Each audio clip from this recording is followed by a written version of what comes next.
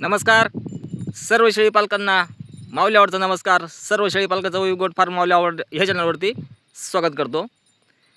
बघा, आता भरपूर दिवस झाले आपण व्हिडिओ सोडला नाही. आता एक व्हिडिओ शेवटीपर्यंत बघा, काळजीपूर्वक बघा. जीवन जगत असताना शेतकरी प्लस भूमीन, लक्षात घ्या पॉईंट. शेतकऱ्यांचा माल प्लस कामगार असेल भूमीन, ज्या व्यक्तीला जमीन नाही असं एक व्यक्तिमत्व पकडा, आणि ज्या व्यक्तीला जमीन आहे तो एक शेतकरी पकडा. बघा, आता जर शेतकऱ्यांच्या मालाला जर नाही भाव भेटला तर शेतकरी हतबल होऊन जातो. मग आपण तर भूमीने. सर्वसाधारण मिडल क्लासच्या लोकांची परिस्थिती किती भयानक असेल आता सध्याच्या काळात, भयानक असेल ना. बघा, आता शेतकऱ्याने माल पिकवल्यानंतर त्या शेतकऱ्याला मालाचा भाव भेटत नाही. उदाहरणार्थ म्हणून आपण काय करू, 3 एकरवाला जमीनदार पकडा, बाग जमीनदारा, 3 एकर जमीन त्या व्यक्तीला, आणि 3 एकरसाठी पाणी आहे भरपूर. आणि आपण पकडा भूमीन, एक शेळी पालक सर्वसाधारण. लक्षात घ्या, आपल्याला कुणाला नाव ठेवायचं नाही किंवा कुणाची हॅरसमेंट पण नाही करायची. आपल्याला फक्त जीवन कसं जगता येईल आनंदामध्ये, हा प्रयत्न राहिला आजचा शेवटपर्यंत. बघा, आता प्रयत्न एकच आहे माझा, की जर भूमीन व्यक्ती जीवन जगू शकतो तर शेतकरी जीवन का जगू शकत नाही. बरोबर आहे का. एक गोष्ट अशी मनाला थोडीशी काल वाईट वाटली, काल नाही 2-3 दिवस झाले त्या गोष्टीला, की एका शेतकऱ्यांनी आत्महत्या केली. का आत्महत्या केली? त्यांनी जो शेतीमध्ये माल पिकवला होता त्या पिकाला बाजारभाव भेटला नाही. बघा, आता भयानक परिस्थिती. जो माल मार्केटला गेला, जेवढं त्याने ठरवलं होतं का एवढा माझा पैसा, एवढा माझ्या कष्टाचा मोबदला मला भेटणार आहे, तेवढा मोबदला त्या व्यक्तीला भेटला नाही. आणि घरी आल्यानंतर मुलीचं लग्न केलं होतं. मुलीच्या लग्नाचं व्याज जे पैसे काढले होते ते पैशाचे वापस त्या व्यक्तीला पैसे वापस करायलासुद्धा पैसे शिल्लक नव्हते राहिले. त्यांचं टार्गेट एकच होतं, माल मार्केटला सेल केल्यानंतर समोरच्या व्यक्तीचे आपण पैसे देऊ. पैसे कशासाठी घेतले होते माहिती आहे? मुलीच्या लग्नासाठी. एक आशा होती, एक आकांक्षा होती की शेती माला जर भाव भेटला तर आपण सुखात जीवन जगू किंवा मुलांचं शिक्षण वगैरे सर्व व्यवस्थित करू. आता कुणाचं मन दुखल, कुणाचे भावना दुखतील, माफ करा. आपण काय करायला पाहिजे माहिती आहे? समाजामध्ये नेमकं कोणत्या पिकाला भाव आहे हे नाही सांगणार मी शेळीपालनच करा, हे चुकून सांगणार नाही शेळीपालनच करा म्हणून. कारण की शेळीपालन इतकं सोपं नाही, भयानक स्ट्रगल आहे शेळीपालनामध्ये. पण एक फरक असा वाटला मला, एक थोडंसं फरक स्पष्टीकरण करू आपण. शेतकरी प्लस भूमीन टॉपिक समजून घ्या. आणि एक उदाहरणार्थ म्हणून शेतकरी कोणता पकडा, कांदा उत्पादक शेतकरी पकडा. आता हे पॉईंट मी माझ्या क्लासमेट असणाऱ्या मुलाला विचारले होते. तो बागतदार आहे, जमीनदार माणूस आहे, कांदा उत्पन्न दरवर्षी कांद्याचं पीक घेतो. आता बघा 10 एकरवाला 5 एकरवाला याच्यामध्ये ॲड करू नका, याच्यामध्ये फक्त ॲड करा 3 एकरवाला. कारण की शेतकऱ्यांचं आणि आपलं कॉम्बिनेशन कधीच कॉम्पिटिशन होऊ शकत नाही. मुद्दा समजून घ्या. कारण सांगतो, पटलं तर मान्य करण्याचा विषय स्टॉप करा. बघा, आता जर 3 एकरवाला शेतकरी बागायतदार 1 एकर जर त्या व्यक्तीनं कांदा लावला, नवीन सुरुवात, एक स्वप्न असतं की कांदा उत्पादन जास्त घेऊ, 2 पैसे आपल्याला भेटतील, ते 2 पैसे आपल्या संसारामध्ये वापरता येतील. मुलीचं लग्न असेल किंवा मुलाचं शिक्षण असेल, 2 पॉईंट याच्यामध्ये ॲड करा. आणि आपण भूमीने, लक्षात घ्या, आता त्या व्यक्तीचं स्वप्न असतं की आपण 2 एकर बाकीचे पिकं घेऊ, 1 एकर कांदा लावू. 1 एकर कांदा लावण्यासाठी 41 गुंठे जमिनीला कंप्लेट फवारणी असेल, खत असेल, लागवड असेल, कांदा रोप असेल, हा सर्व जर खर्च पकडला तर त्या व्यक्तीला 40 गुंठ्यासाठी खर्च लागतो 80,000.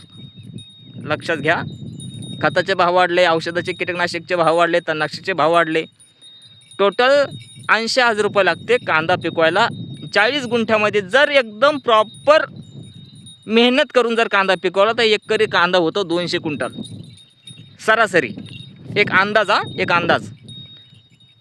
खतं व्यवस्थित टाकले, फवारणी केले, सर्व पाणी व्यवस्थित, सगळ्या गोष्टी झाल्या, 200 क्विंटल कांदा 40 गुंठ्यामध्ये शेतकरी काढतो.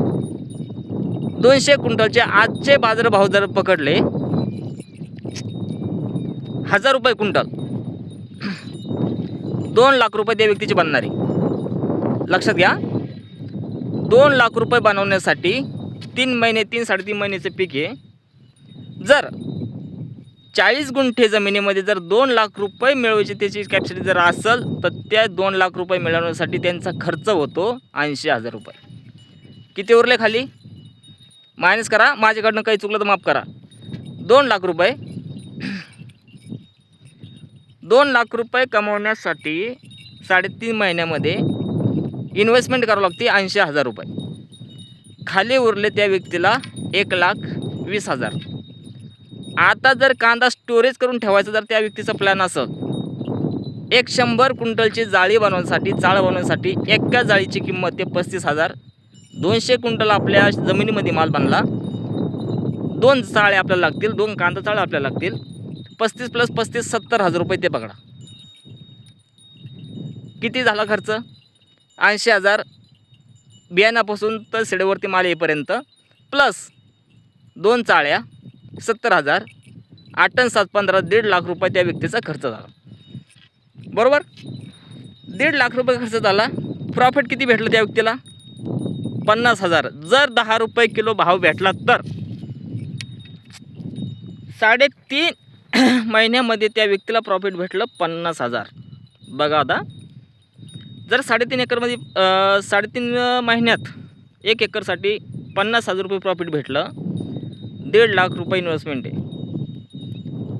आता 50,000 रुपये प्रॉफिटसाठी जर इतकी तळमळ चालू जर असेल त्या व्यक्तीची, आपले क्षेत्र 3 एकर आहे समजा, उदाहरणार्थ घ्या, 2 एकर बाकीचा माल लावला, 1 एकर कांदा लावला आणि त्याच्यामध्ये 50,000 1 एकरात आपल्याला भेटले. आता बघा भूमींचा प्लॅन. आता मी एक भूमीने शेळीपालक आहे. जर मी 4-4 हजार रुपयाचे जर 10 करडं मार्केटमधून घेतले तर करडं घेताना कोणते घेणार आपण? कोटा, करवली कोठा, आफ्रिकन बोर, शिरोई, सोजत, जमनापुरी, तोतापुरी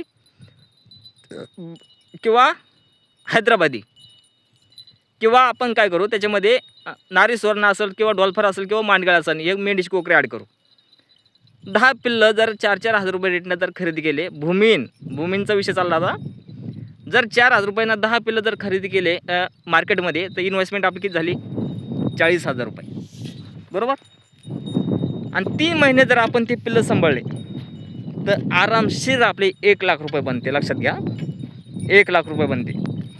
4-4 हजार रुपयाची खरेदी, 3 महिन्यानंतर एक्स्ट्रा आपल्याला 6,000 प्रॉफिट. 10,000 रुपये पर पिल्लू पकडा, 10,000 रुपये रेटना.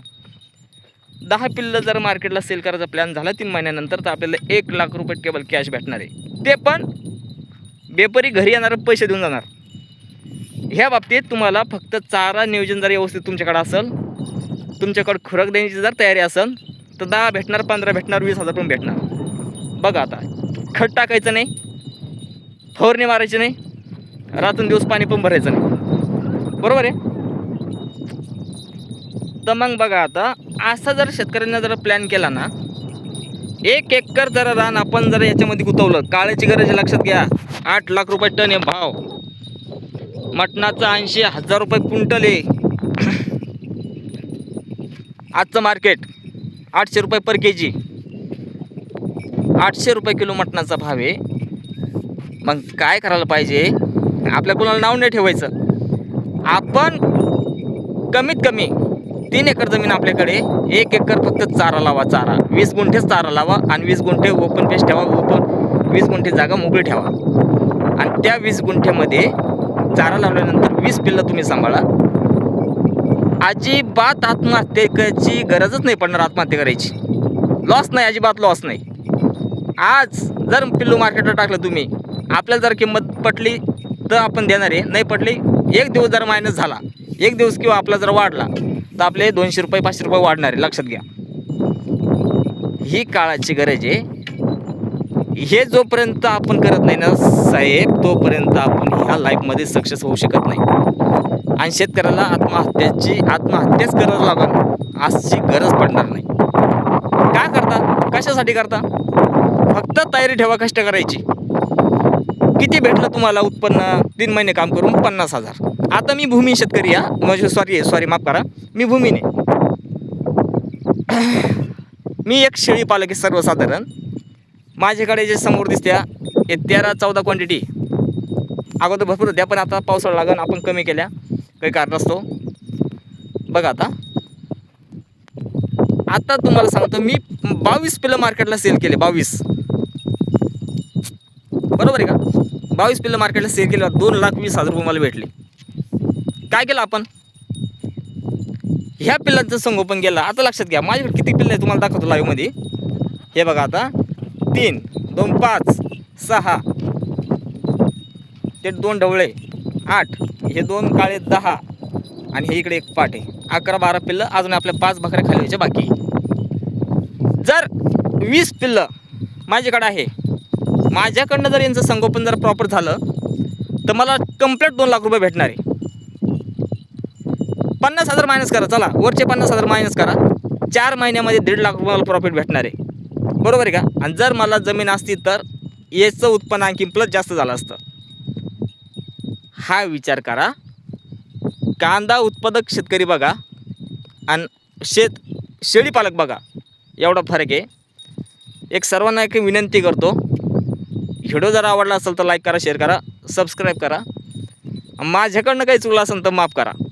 आपल्या कुणाचं मन दुखायचं नाही, आपल्याला शेतकऱ्यांना नाव ठेवायचं नाही आहे. पण तुम्ही शेतीला जोडधंदा जोपर्यंत करत नाही ना तोपर्यंत तुम्ही सक्सेसच होऊ शकत नाही. कांदा उत्पादन शेतकरी लॉस, टोटल लॉस. मग त्याच्यासोबत एक एकर जमीन अशी गुंतवा की जेणेकरून ही काळाची गरज आहे. लक्षात घ्या, याचे आत्तापर्यंत मार्केट पडलं नाही, कधीच नाही पडलं. आज 600 झालं, उद्या 700 झालं, अजिबात नाही. 800 रुपये पुढच्या वर्षी परत 850, 900 वाढत चाललं. म्हणून तुम्ही शेतीला जोडधंदा हा करा. भेटू पुढच्या व्हिडिओमध्ये. धन्यवाद, बाय.